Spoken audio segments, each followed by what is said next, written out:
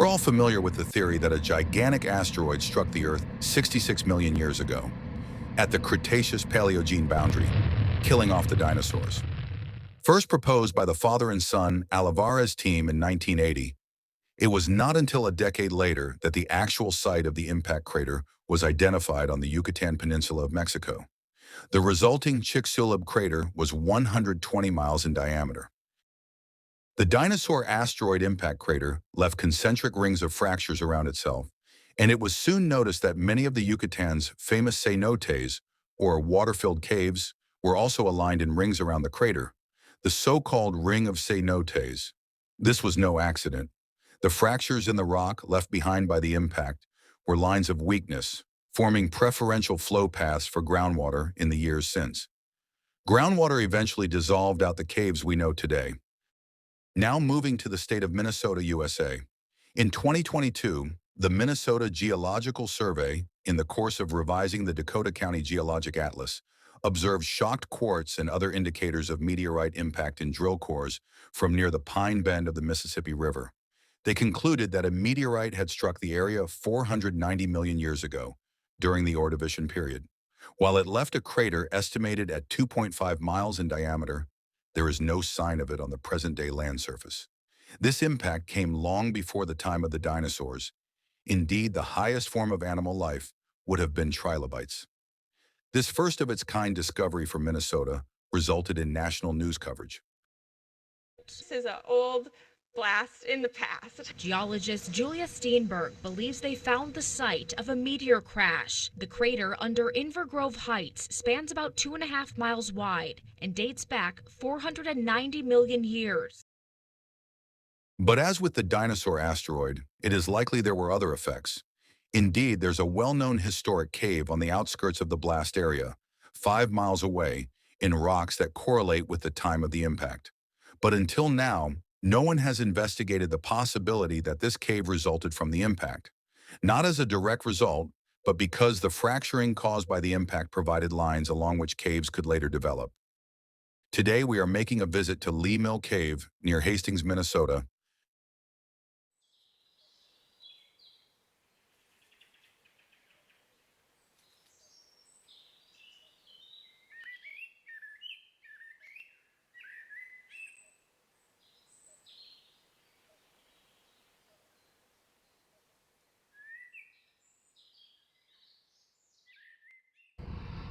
Well, we're heading to Lee Mill Cave, and along the way, deep in the ravine, we found this stone wall. This is actually a relic of a check dam that was in this ravine. This was Lee Mill. It wasn't actually. That's not a person's. Lee's Mill. It was a mill down here, grist mill, and they had a whole. They had to power that dam and all. And this is, power the mill. And here's one of their dams that the remnants of one of those. Obviously, I'm thinking maybe to pool up water behind it or something for water power.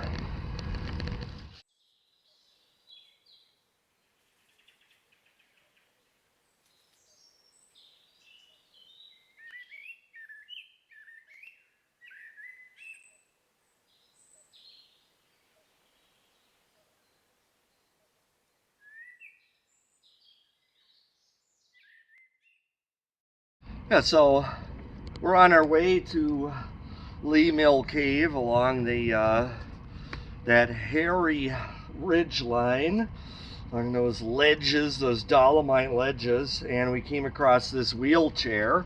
Apparently somebody had flung over the bluffs from the park above. It looks pretty new actually, but this reminds me, I gave a course where through the University of Minnesota College of Continuing Education here about a dozen years ago. This was Lee Mill Cave was one of the stops. And when we come here, I talk about the archaeology, that sort of thing. And, all the trails were nicely flagged out with flagging tape. And we did have people who were, not people in wheelchairs, but it kind of reminded me, we had to be very careful and mindful of the fact that, there are mobility issues And that's kind of the reason why it was discontinued, because it was just too much of a risk to have people, you know, come along this, you know, this trail, this big drop off into nothing on the other side there. So.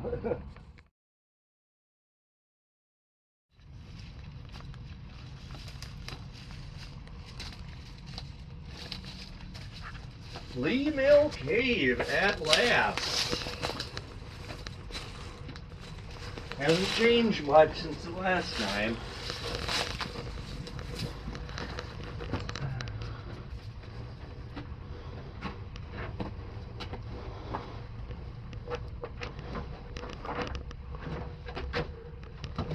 Oh. Goes in a way, doesn't it?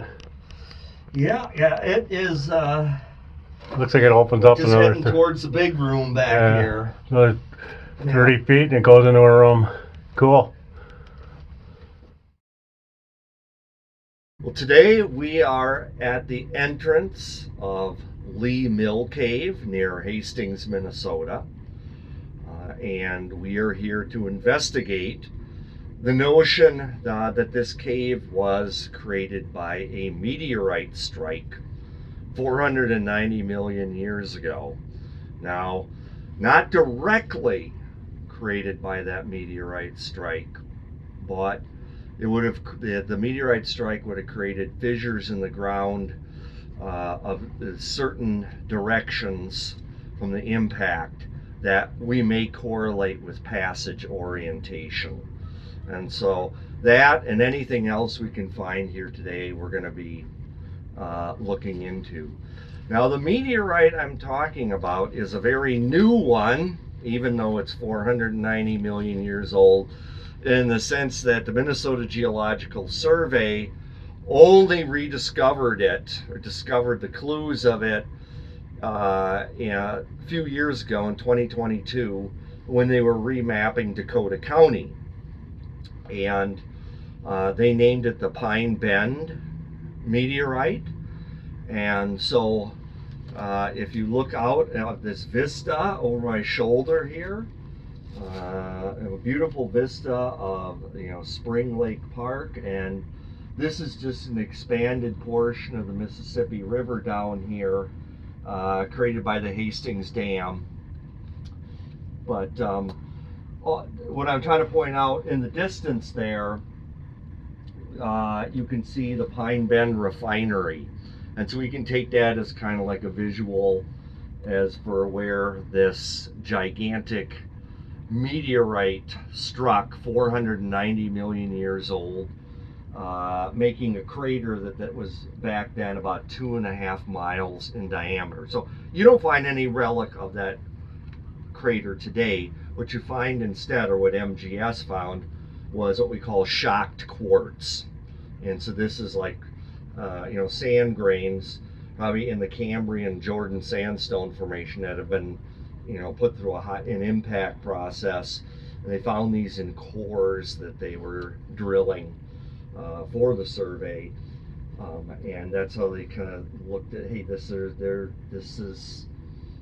may be an indication that we had a meteorite impact at some time in the past. And it so happened that the rocks here, this Prairie du Chien formation, this dolomite, this came late. This was laid down on top of the sandstone, but the impact was thought to have been sometime. It was during the interval when this dolomite was already here. So it's very likely that this impact from Pine Bend would have created, you know, fissures, and so just like with the Chicxulub crater and the at the Cretaceous Paleogene boli that ended the reign of the dinosaurs. You know, created a lot of fissures that were, you know, crater rim parallel and perpendicular and so on, and in the Yucatan. So we're going to look at that same kind of principle here.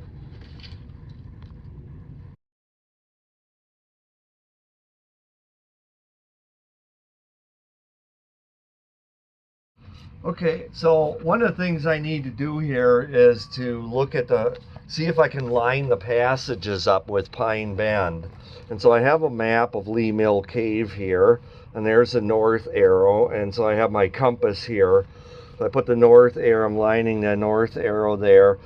And I know that from Lee Mill Cave that the Pine Bend impact was 60 degrees west of north. So if I go then look at, okay, let's just go, that would be 300, okay.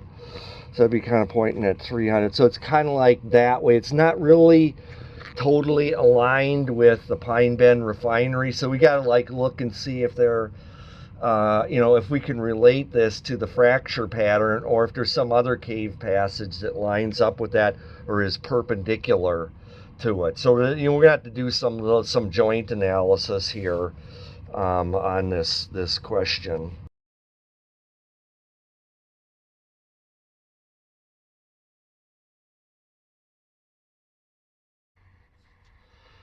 Okay, here we are in the inner sanctum of Lee Mill Cave, the inner room.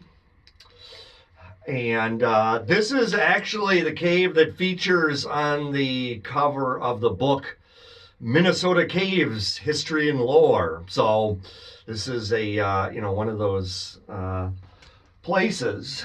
The cave, as far as the geology goes, again, we're in the Prairie du Chien dolomite, but what I must point out is we're kind of in what you would call a sandy facies of the Prairie du Chien. Ordinarily, it's a hard magnesium limestone, but this is it has kind of a sandy feel to it.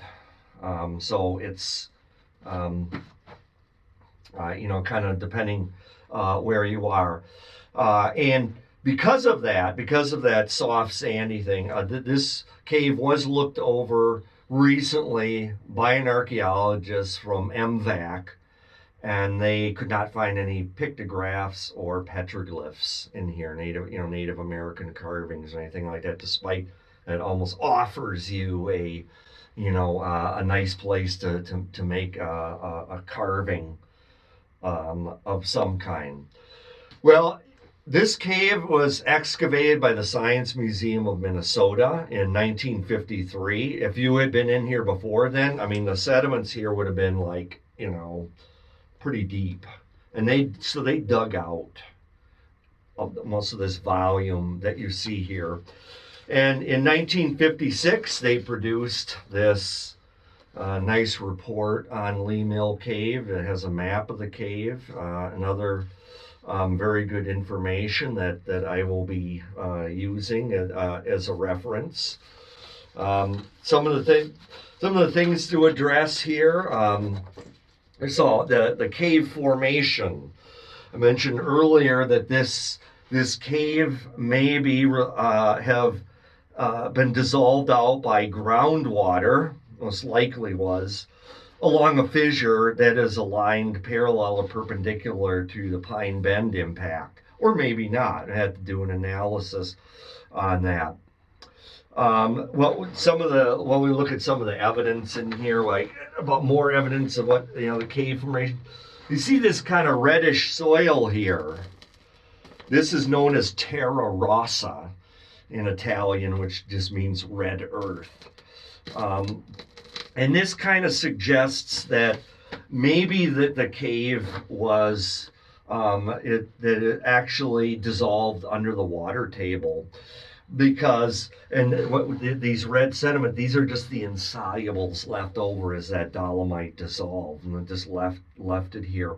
The other theory is that this sediment that we see inside Lee Mill Cave was brought in through fissures from the surface, glacial debris just kind of making its way down with the water and filling it up. So those are the two big, those are kind of like the two ways of looking at these sediments. Some other things in here, we do have some biology in here. This cave is dreaded by arachnophobes. or those who are afraid of spiders, because there's spiders all around us here. And if you're at all creeped out by that, I would suggest, do not come here. But it is a great Halloween cave in that respect. I look up here. There's the typical example. It's a giant theridion, and that is the genus of the house spider.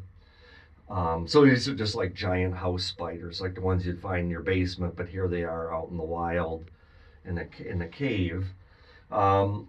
We also have some hibernating hawk moths. We're here in March of the year, and the hawk moths are all over the ceiling. They're just covered with little droplets, and that's really, it's little colorful gems on the wall.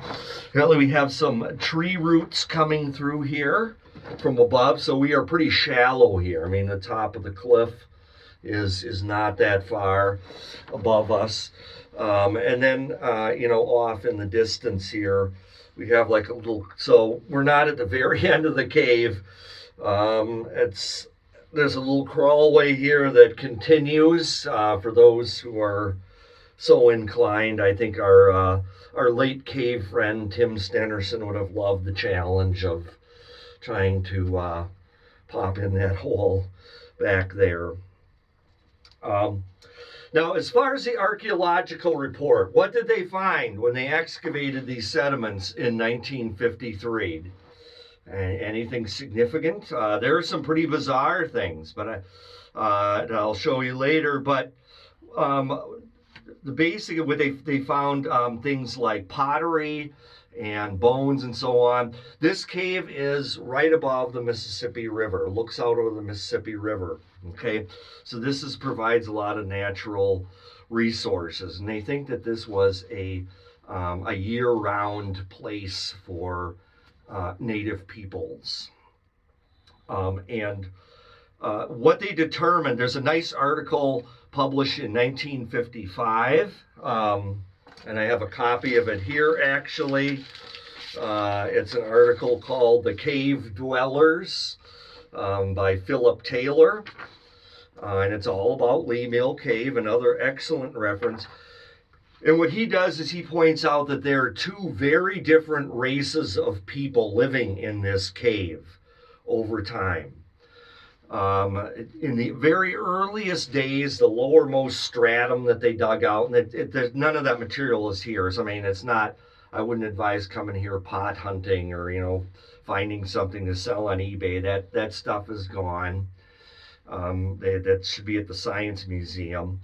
On the very lowest level, what they found is like a stratum of fish bones that obviously the fish can't just come up the cliff and in here. There was this race of fishermen. They brought the fish up here to eat or whatever, process, so that's the lowermost layer. Then above that, there's a completely unrelated layer of raccoon bone debris. And you can tell by looking at these raccoon bones, and there's still raccoon bones all over in here when you come in here. These raccoon bones, you can tell they were processed. Raccoons come in here naturally. In fact, when I came in here one time, there was a raccoon in there. I was getting pretty upset that I was invading his little den. But these were brought in and to be eaten. And so we have basically then the two peoples of Lee Mill Cave. The early or archaic fishermen left all those fish bones, and then the later race of raccoon eaters. And it's those raccoon eating people that were the ones who left the pottery that they found in this cave. It's a form that archaeologists call angelopunctated, is how they classify it. And so by the time you get to these more recent people that were more in the top layers, they had developed pottery by that time, whereas the early ones didn't have even that much.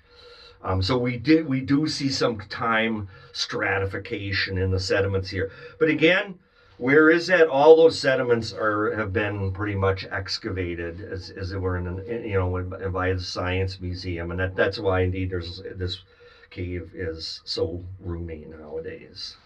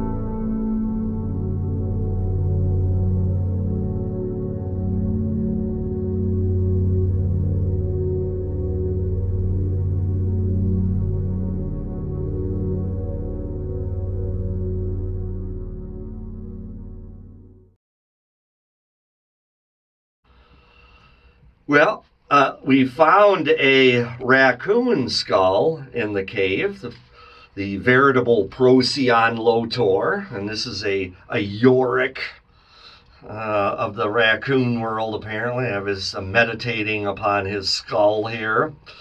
And this would have been the principal food of the raccoon-eating people that lived in that left their remains in the upper stratum of the sediments in Lee Mill Cave.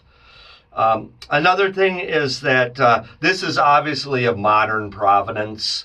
This is not an archaeological piece or anything.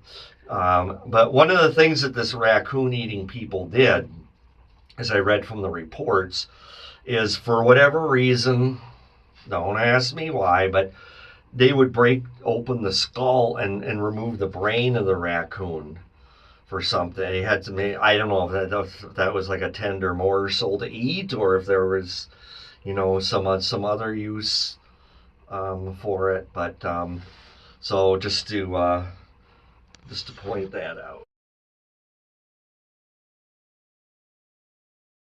Okay, here we are at the natural chimney of Lee Mill Cave, and there's not much to see here. Just kind of a little rock overhang here.